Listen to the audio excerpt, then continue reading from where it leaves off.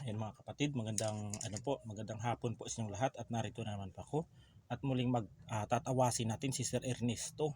Ayan, at sir, pasensya na po, ngayon ko lang po kayo matatawas gawa nung may pasyente po kaninang dumating, kaya ngayon ako nagkabakanting oras at saka tatawasin ka na ngayon kung ano po ang inyong karamdaman, ko kaya ba ay may spiritual o physical. Yan, titignan natin dito mga kapatid kung si Sir ba ay may physical o spiritual, kaya po minsan nangangati po ang kanyang paa. Yan.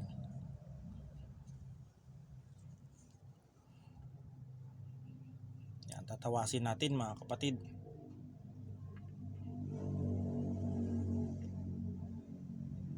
Yan.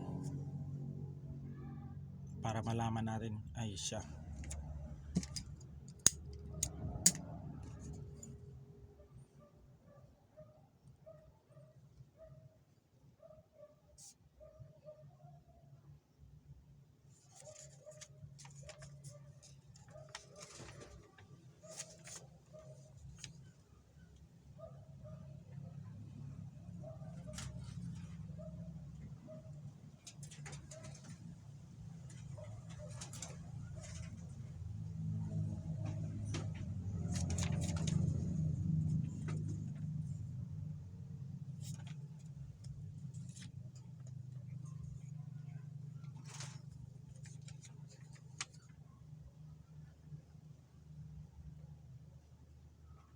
Tingnan natin, parang hindi makita yung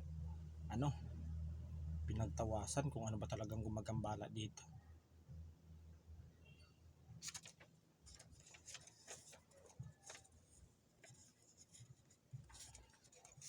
Ito sir, yung babae itong gumagawa sa iyo.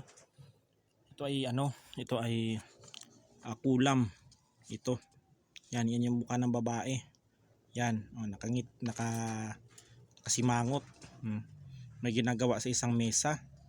Ayan kung ano yan. Babae ito. Yan. Yan Sir Ernesto, yung nakita sa pinagtawasan, may gumagambala sa inyo. Maaring ito ay isang mangkukulam dito sa pinagtawasan na ating nakita sa pinagtawasan mo. Yan.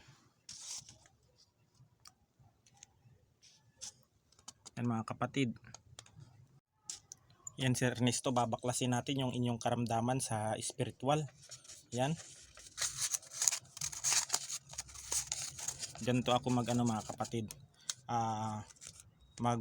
Magbaklas sa spiritual ng karamdaman. Yan. Tapos dito mga kapatid, iihipan ko po dyan sa loob ng sikreto na mga panglunas, pangkalas, pangwasak.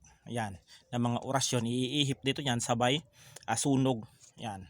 Susunugin at kakalasin ang sakit ng ating pasyente.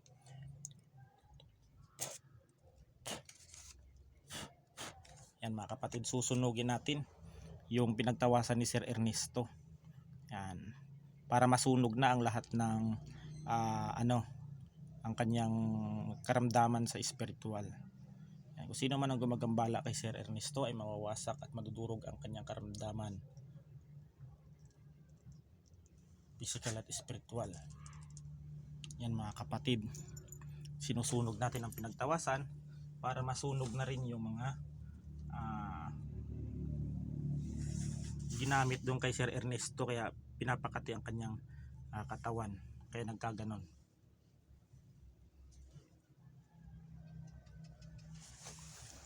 Yan sir, babae ang yung nababasa yung pinagtawasan. Ayan, at hanggang dito na lang, at God bless us all. Ingat po tayo palagi.